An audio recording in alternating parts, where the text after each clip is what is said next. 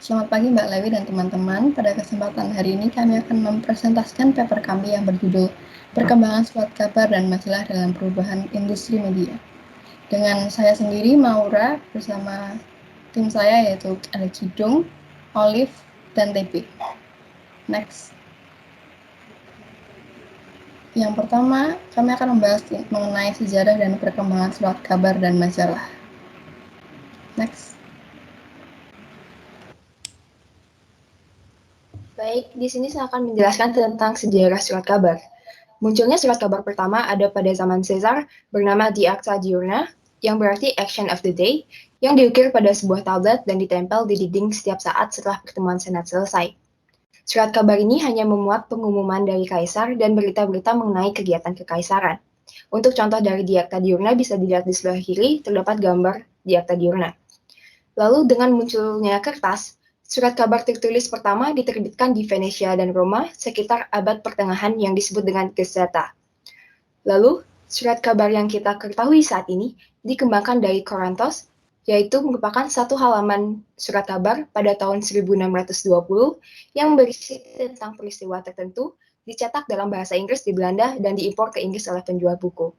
Untuk contoh dari Corantos itu sendiri bisa dilihat di gambar di atasnya. Baik, selanjutnya.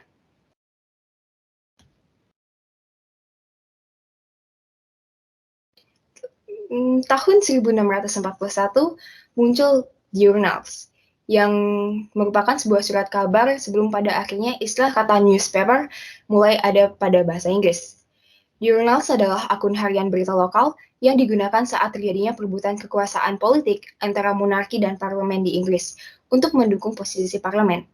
Hak publikasi lalu diberikan kepada surat suara resmi yang dimiliki kerajaan, yaitu Oxford Gazette, yang kemudian berubah nama menjadi London Gazette, yang akan menjadi model untuk surat kabar kolonial pertama dengan menggunakan rumus dari berita asing, informasi resmi, proklamasi kerajaan, dan berita lokal. Lalu, setelah munculnya London Gazette, perkembangan surat kabar pada masa kolonial dimulai oleh Benjamin Harris dengan menerbitkan surat kabar Public Occurrence both Foreign and Domestic, yang sayangnya namun gagal untuk bertahan, lalu kemudian diikuti oleh terbitnya The Boston Newsletter, yang berhasil bertahan dengan bantuan pemerintah hingga masa revolusi. Pada masa ini, banyak penerbit yang diadili dan ditahan dikarenakan dituduh menyebarkan berita fitnah dan palsu yang mengkritik pemerintahan kolonial. Dan setelah revolusi kemerdekaan, pemerintah baru Amerika Serikat mulai membuat peraturan-peraturan tentang sejauh mana penulis berita dapat ditoleransi dan kebebasan untuk berbicara. Lalu pada pergantian abad ke-19, dengan meningkatnya literasi di antara semua orang, terbitlah The Penny Press, yaitu surat kabar yang seharga 1 sen yang dapat dibeli oleh semua orang di kota New York. Surat kabar ini pun mampu menarik banyak perhatian orang dan mulai tersebar di semua kota besar. Dan hal ini memicu perkembangan surat kabar yang seperti kita ketahui saat ini. Namun, seiring berjalannya waktu, media massa lain pun mulai berkembang, muncul majalah, televisi, dan radio. Penyebaran surat kabar pun sempat menurun, namun surat kabar tetap berusaha dengan mengikuti perkembangan teknologi dan memanfaatkannya. Untuk contoh dari journals dan surat kabar pertama yaitu Public Occurrence both Foreign and Domestic dan The Penny Press bisa dilihat contohnya di sebelah kanan. Lalu selanjutnya kita akan menjelaskan tentang sejarah dari majalah.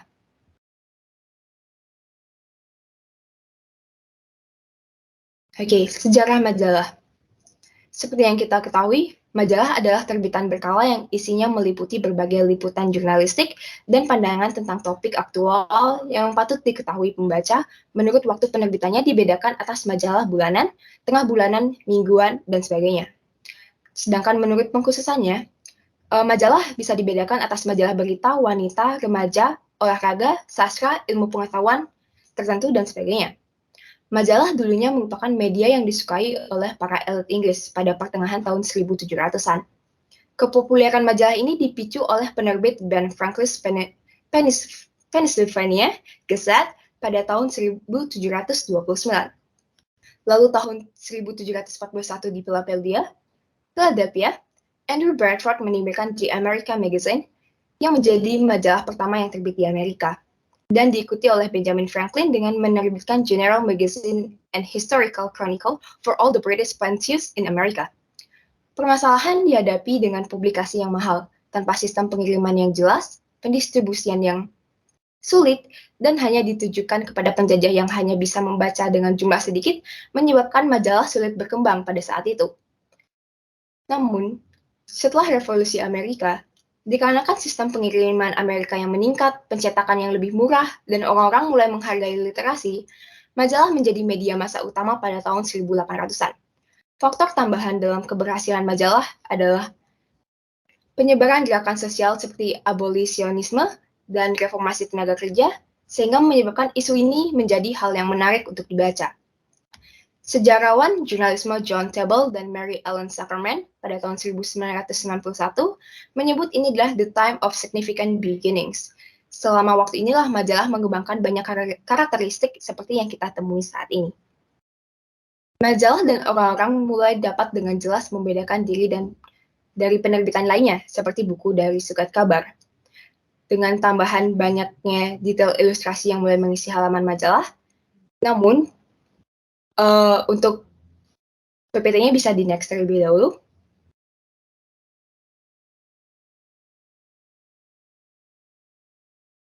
Namun, pada masa awal majalah ini masih mengincar pada pembaca yang elit yang tertarik hanya pada cerita pendek, puisi, komentar sosial, dan esai. Majalah pun mulai populer di tahun pasca Perang Saudara atau Civil War. Pertumbuhan majalah meningkat dengan pesat. Penerbit majalah mulai ada di mana-mana dan jenis majalah pun mulai beragam. Terdapat beberapa alasan yang memicu fenomena ini, yaitu pertama, meluasnya perkembangan buku dan literasi, lalu adanya Postal Act 1879, perluasan rel kereta api yang membantu dalam penyebaran, pengurangan harga, dan adanya bantuan dana melalui iklan. Namun, setelah berakhirnya Perang Dunia Kedua, perubahan besar dalam budaya bangsa dan khususnya munculnya televisi mengubah hubungan antara majalah dan pembaca mereka. Tidak peduli seberapa besar sirkulasi mereka, majalah tidak bisa menandingi jangkauan televisi. Majalah tidak memiliki gambar bergerak atau cerita visual dan lisan yang membantu majalah untuk bersaing dengan televisi. Majalah juga tidak bisa mencocokkan ketepatan waktu dengan televisi. Majalah terbit mingguan, sedangkan televisi terus-menerus. Mereka juga tidak bisa menandingi kebaruan televisi itu sendiri. Pada awalnya, semua yang ada di televisi menarik bagi pemirsa. Akibatnya, majalah pun mulai kehilangan pengiklanan ke televisi. Sehingga adanya perkembangan teknologi tersebut membuat majalah untuk dipaksa berevolusi dan beradaptasi dengan teknologi. Selanjutnya kita akan memasuki tentang perkembangan surat kabar dan majalah di Indonesia yang akan dipresentasikan oleh Olive.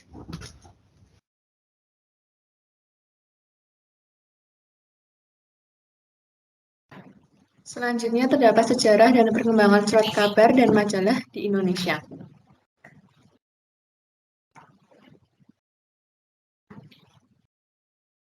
Surat kabar di Indonesia itu sudah berlangsung cukup waktu yang lama. Dalam masa penjajahan, surat kabar itu berperan sangat penting untuk menyebabkan informasi-informasi mengenai penjajahan. Surat kabar juga sering dijadikan sebagai propaganda yang berguna untuk meraih dukungan masyarakat selama masa penjajahan. Perkembangan surat kabar di Indonesia sangat berkaitan dengan pengaruh pemerintah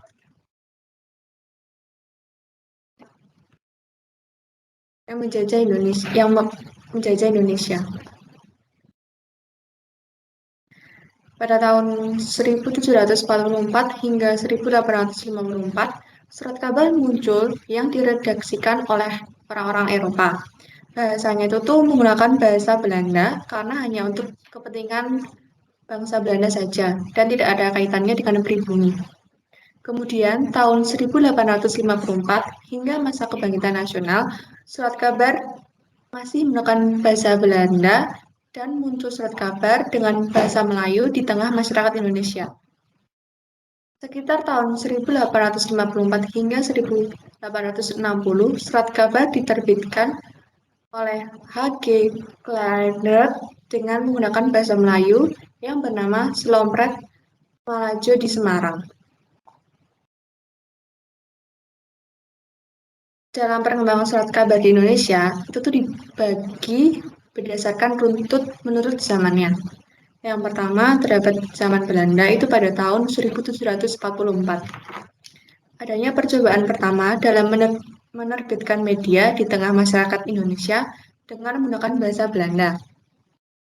Kemudian tahun 1828 mulai terbit surat kabar yang bernama Javase Korun di Jakarta. Surat kabar ini berisikan berita mengenai pemerintahan, pelelangan, dan kutipan-kutipan dari harian Eropa. Semenjak surat kabar Javase Korun terbit, mulailah banyak bermunculan surat kabar lainnya yang terbit. Dengan muncul surat kabar yang terbit itu, semua penerbitan tidak boleh diedarkan sebelum diperiksa dari pihak Gubernur Jenderal di Bogor. Selanjutnya yang kedua, zaman Jepang itu terdapat pada tahun 1903. Surat-surat kabar yang telah beredar diambil alih oleh Jepang ketika Jepang memasuki Indonesia untuk menggantikan Belanda.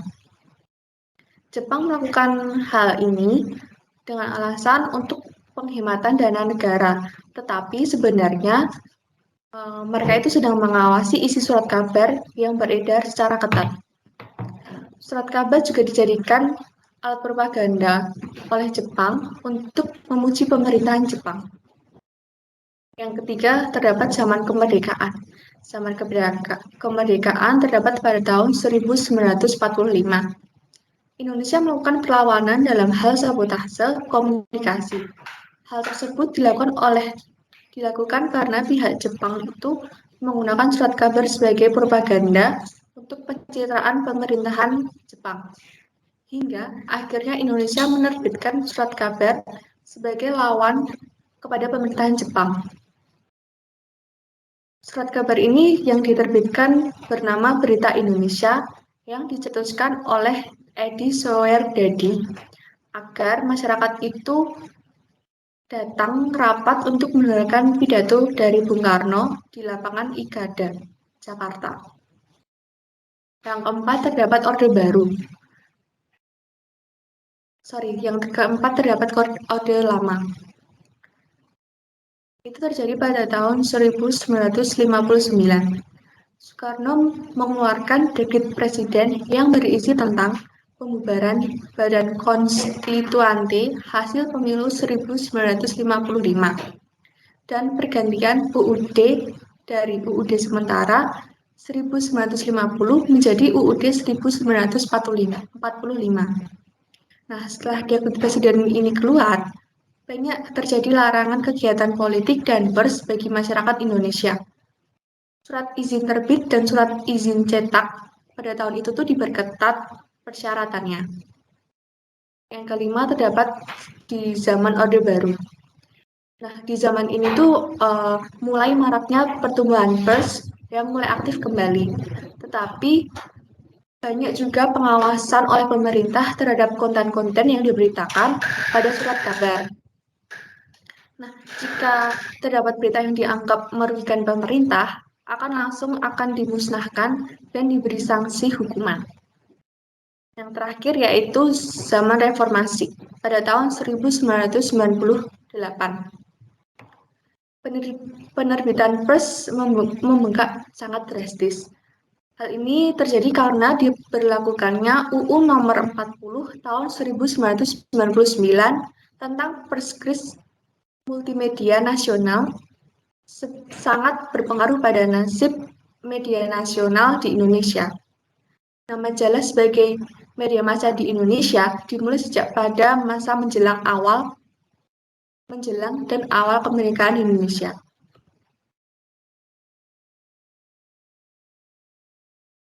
Selanjutnya, sejarah majalah di Indonesia.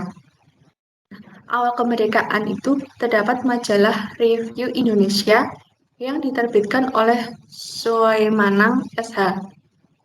Salah satu edisinya pernah terdapat gagasan tentang perlunya koordinasi penerbitan surat kabar. Majalah zaman ini memiliki satu tujuan, yaitu menghancurkan sisa kekuasaan Belanda dan mengorbankan semangat nasionalisme rakyat Indonesia. Nah, sejarah di majalah di Indonesia itu juga terdapat pembagian pada zamannya, yaitu zaman Orde Lama. Nah, dalam masa ini perkembangan majalah tidak berjalan dengan baik. Majalah yang terbit pada masa ini berjumlah yang relatif cukup sedikit. Contohnya tuh di masa ini terdapat majalah Star Weekly dan Gledek. Itu tuh Gledek majalah mingguan yang terbit di Bogor. Nah, majalah tersebut itu hanya mampu bertahan beberapa bulan saja. Selanjutnya, yang kedua adalah zaman Orde Baru. Mulai banyak majalah yang terbit pada masa ini. Dan terdapat berbagai macam jenisnya. Majalah yang mulai banyak terbit ini terjadi karena sejalan dengan perekonomian Indonesia yang kian membaik dan juga pendidikan Indonesia yang kian maju.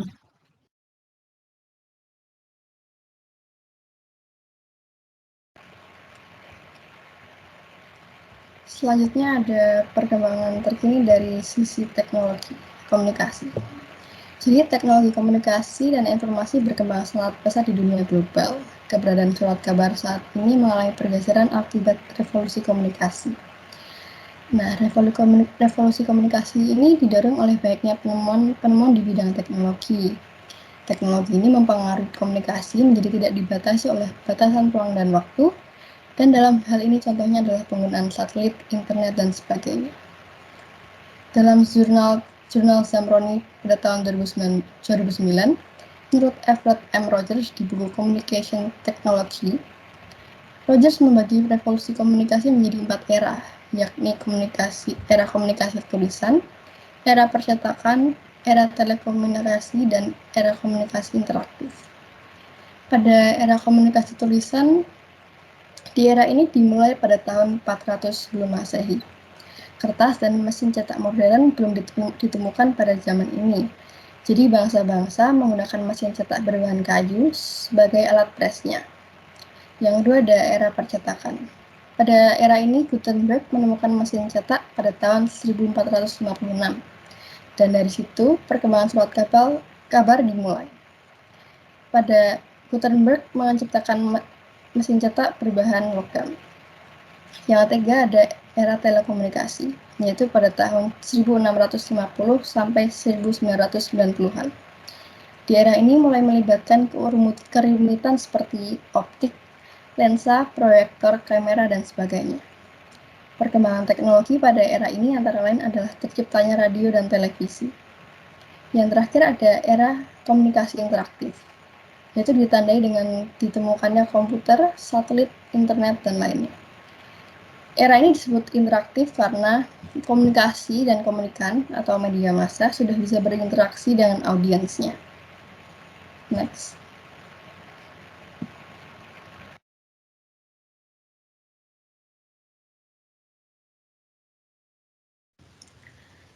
Ya, selanjutnya langsung ke regulasi surat kabar. Nah,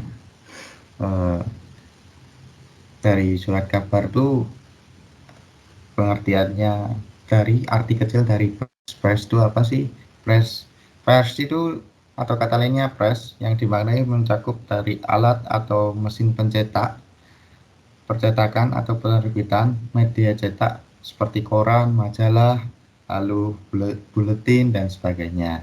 Nah, kalau diartikan lebih luas lagi, pers itu menurut Bilianti yaitu usaha-usaha pengelola media komunikasi massa untuk memenuhi kebutuhan masyarakat akan informasi, hiburan, berita-berita tentang peristiwa yang telah atau akan terjadi di sekitar mereka. Bisa di next. Nah, ini ya pengertiannya. Terus next. Nah, lalu pengertian pers menurut Undang-Undang Pers nih, nomor 11 tahun 1966 tentang ketentuan-ketentuan pokok pers pasal 1 ayat 1.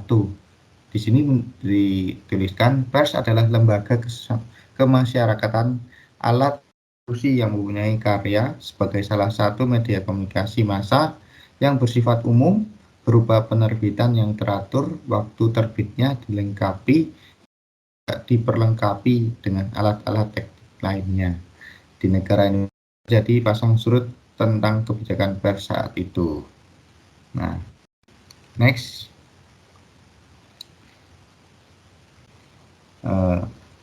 Pada pasang surutnya itu di Orde Lama atau Orde Baru itu Indonesia sebenarnya sudah paham untuk konsep kemerdekaan pers di universal itu freedom of the press. Secara sederhananya dapat diartikan dengan free from the dome atau bebas dari penguasa yang di tanda kutip bebas kontrol pemerintah gitu loh. Nah, di Indonesia masalah kemerdekaan atau kebebasan itu masih sesuai dengan serta undang-undang yang berkaitan dengan fungsi peranan pers dalam kehidupan demokrasi. Nah, namun kemerdekaan pers itu masih sistem aslinya masih dikebiri. Maksudnya dikebiri itu masih hanya ya di sunat-sunat lah, dipotong-potong gitulah. Jadi Undang-Undang Pokok Pers nomor 11 tahun 1996 itu diganti Undang-Undang Pokok Pers nomor 21 tahun 1990. Nah, pengebiriannya itu dilakukan pembentukan perlakuan SIUPP. Nah, pemberedelan pers melalui pencabutan SIUP itu, terus pembatasan fungsi pers melalui panggilan-panggilan wartawan, lalu pemimpin redaksi atau oleh penguasa itu diteror, terus ancaman secara fisik dan pembunuhan seperti itu. Nah, jelas kalau seperti itu kebebasan pers waktu dulu Indonesia itu masih hanya omong belakang gitu loh, masih belum 100% bebas gitu loh, karena pembatasan praktis jurnalistik seperti pelarangan, budaya telepon, intimidasi atau pembunuhan terhadap jurnalis yang dianggap mengganggu kepentingan orang-orang penting dengan kekuasaan yang mereka miliki, seperti itu. Bisa next.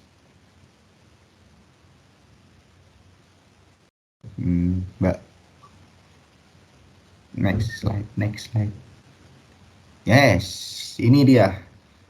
Saya ngasih contoh ini aja, gambaran UU Undang-Undang isinya ketentuan pokok pers nomor 11 tahun 1966 ya. Di sini kalian bisa baca sendiri pasal 2 ayat 1-nya apa, ayat 2-nya apa, seperti ini juga. Terus di paper juga udah ada secara lengkap untuk pasal 2 sampai pasal 5-nya seperti. Lalu selanjutnya, nah, gunanya UU Pers itu untuk apa sih? Gunanya UU Pers itu menurut Surharyanto tahun 2016, jurnalnya Surharyanto gitu, itu untuk melaksanakan kontrol sosial. Kontrol sosial itu untuk mencegah penyalahgunaan seperti korupsi, kolusi, nepotisme maupun penyelewengan lain seperti tanda kutip terlalu euforia untuk menyebarkan informasi-informasi gitu loh. Jadi kalau tidak ada UU Pers gitu, kode etik jurnalistik semakin ngawur gitu. Jadi gunanya UU Pers itu untuk mencegah ketidakan yang kita duga gitu, seperti korupsi dan lain-lain, atau menyebarluaskan fitnah dan menggiring masyarakat ke opini yang para penguasa konglomerasi yang mempunyai uang untuk ke ideologinya mereka, seperti itu. Bisa dilanjutkan materi selanjutnya oleh teman.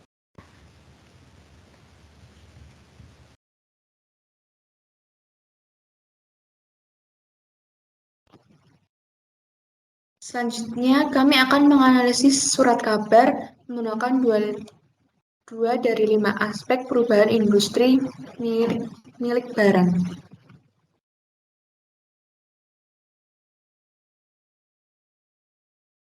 Nah, kita memakai studi kasus konglomerasi dan konvergensi.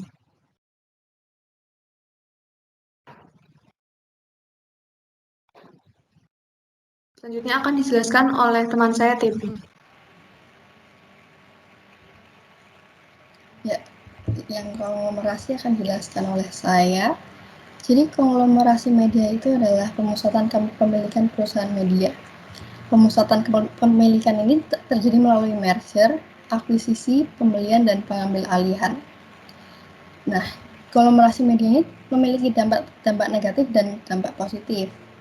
Yang dampak negatif yaitu yang pertama ada persaingan bisnis yang tidak sehat.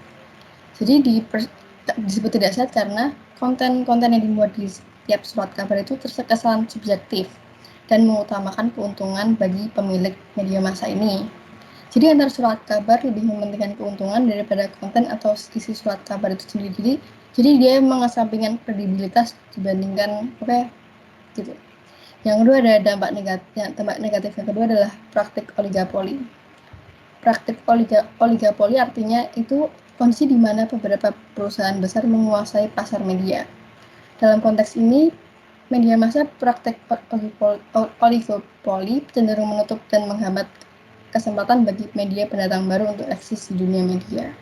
Tidak hanya memberi dampak negatif, konglomerasi tetap memberi dampak positif bagi terhadap dunia media massa. Pemusatan kepemilikan tadi mempermudah penyampaian informasi menjadi lebih efisien. Misalnya, pemerintah menyebarkan informasi kepada masyarakat terkait kebijakan pemerintah kepada masyarakat. Penyeragaman informasi ini memperkecil kekeliruan informasi yang muncul di media. Contoh nyatanya adalah ketika artikel pemberitahuan mengenai informasi darurat COVID-19 yang seragam di seluruh media surat kabar. Jadi nggak ada berita-berita palsu yang dapat membingungkan masyarakat gitu. Selanjutnya,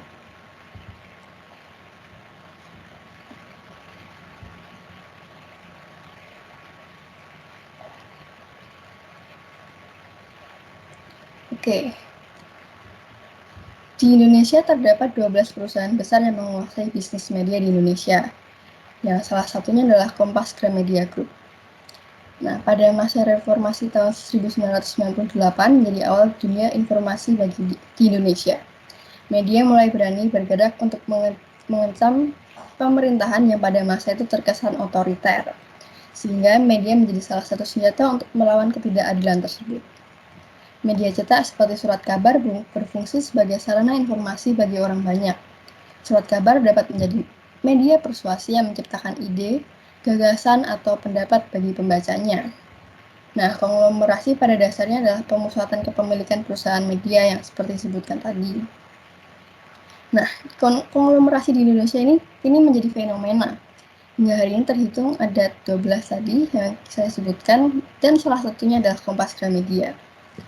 Kompas Gramedia milik Petrus Canisius Oyong dan Jacob Utama memiliki kurang lebih ada 58 media surat kabar dan majalah, yaitu termasuk media cetak dan media online. Berbeda dengan pemilik perusahaan media lain yang terjun ke dunia politik, Kompas Gramedia tetap pada konsistensinya untuk tidak ikut serta mencampur urusan politik pemilik dan jurnalisme. Karena pada dasarnya konglomerasi memiliki pengaruh yang cukup kuat dalam industri media. Media berperan penting dalam menyetir pola pikir masyarakat dengan informasi-informasi di dalamnya. Jika media berada dalam pemusatan kepemilikan seperti konglomerasi ini, media akan mencerminkan pemilik atau pejabat-pejabat di dalamnya. Penyeragaman opini pada media-media tertentu sehingga mengancam kebebasan pers. Sebagai contoh, koran Sindo milik Haritano Sudibyo yang lebih condong ke memihak kehidupan politiknya. Nah, maka dari itu, sebagai media massa yang kredibel seperti Kompas Gramedia ini, sesuai dengan visi misi Kompas Gramedia yaitu menjadi perusahaan yang terbesar, terbaik, terpadu, dan tersebar di Asia Tenggara melalui usaha berbasis pengetahuan yang menciptakan masyarakat terdidik, tercerahkan, menghargai kebinekaan, dan adil sejahtera. Jadi Kompas Gramedia ini mempunyai visi untuk mencerdaskan masyarakatnya tanpa membodohi dengan berita-beritanya ini. Begitu. Jadi tetap mempertahankan kredibilitasnya. Next.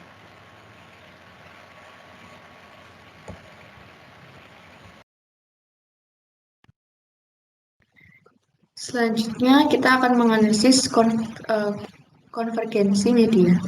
Nah, konvergensi media itu adalah penggabungan outlet komunikasi massa konvensional, yaitu media cetak dan elektronik, dengan teknologi portable dan interaktif dalam satu platform. Nah, berikut terdapat dampak positifnya. Yang pertama itu sumber belajar dapat lebih mudah diakses di mana saja dan lengkap, sepertinya contohnya perpustakaan online, diskusi online. Yang kedua, perkembangan atau inovasi dalam berbagai bidang akan lebih mudah untuk dilakukan. Media massa ini yang berbasis digital bermunculan dan memberikan kemudahan dalam masyarakat untuk memperoleh informasi. Yang ketiga, proses pertukaran dan penyebaran informasi berlangsung dengan sangat cepat. Yang keempat, toko-toko online atau online shop bermunculan sehingga memudahkan masyarakat dalam berbelanja.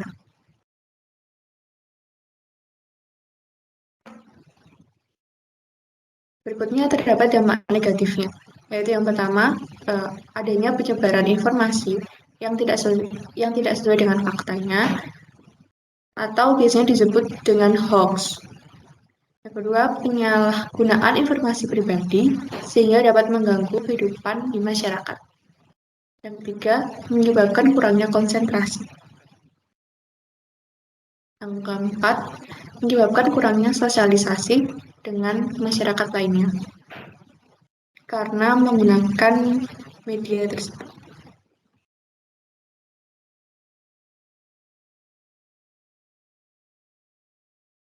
Baik, contoh adanya konvergensi media yaitu bisa dilihat dari koran Tempo. Koran Tempo mengubah sistemnya dengan memberhentikan adanya koran cetak dikarenakan adanya pergeseran pembaca koran cetak ke media digital. Dilansir dari suara.com, edisi terakhir Kamis tanggal 31 bulan Desember 2020 merupakan edisi terakhir koran Tempo cetak dan pada tanggal 1 Januari 2021 resmi menerbitkan platform digital. Koran Tempo merupakan koran berbahasa Indonesia yang terbit di Indonesia dengan pemiliknya adalah PT Tempo Intimedia. Tempo sebelumnya juga dikenal dengan majalah Temponya sebelum terciptanya koran Tempo dan pertama kali diterbitkan pada tanggal 2 April 2001 dengan sirkulasi sebesar 100.000 eksemplar setiap harinya. Dapat terlihat bahwa saat ini media cetak harus mentransformasi diri untuk ikut menguasai perkembangan digital media agar tetap bertahan dalam persaingan media yang ada. Selanjutnya,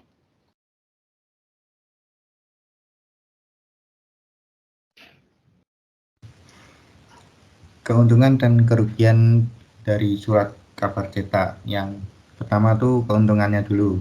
Yang pertama, mudah diakses bagi kalangan yang susah menggunakan teknologi ya, kayak simba-simba, kakek-kakek kalian tuh kalau mesti surat kabar cetak itu mesti sukanya tumbas koran nah, ini nggak pernah sekarang pakai HP itu nggak pernah. Terus yang kedua, memiliki tempat untuk lowongan. Nah, kalian kalau dulu suka lihat baca koran gitu, untuk cari lowongan kerja tuh bisa dari surat kabar cetak.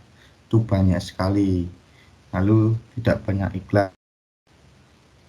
Terus kerugiannya ya yang pertama harus muat cash gitu.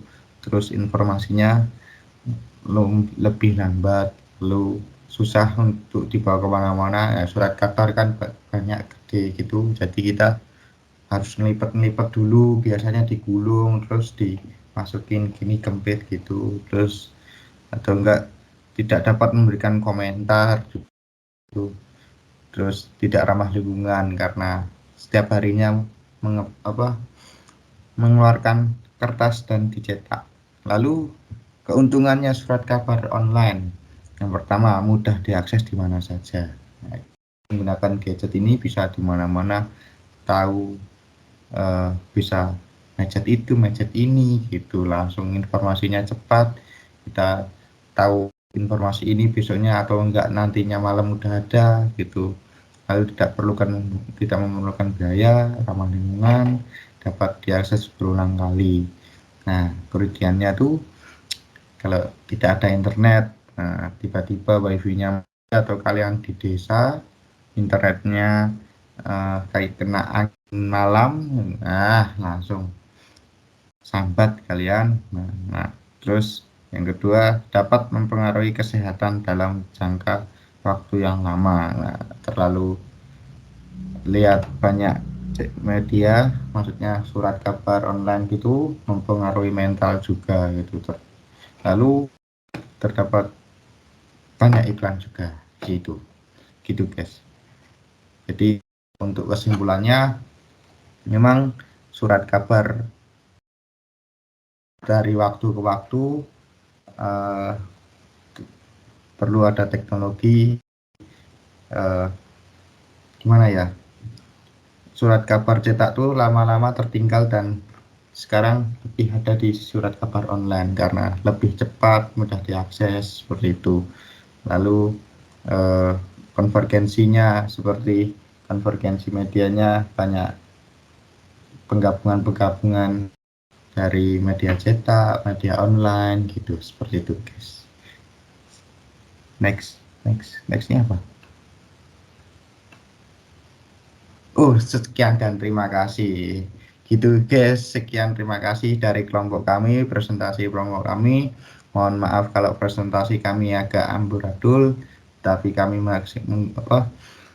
memberikan semaksimal kita. Jika ada pertanyaan silahkan bertanya.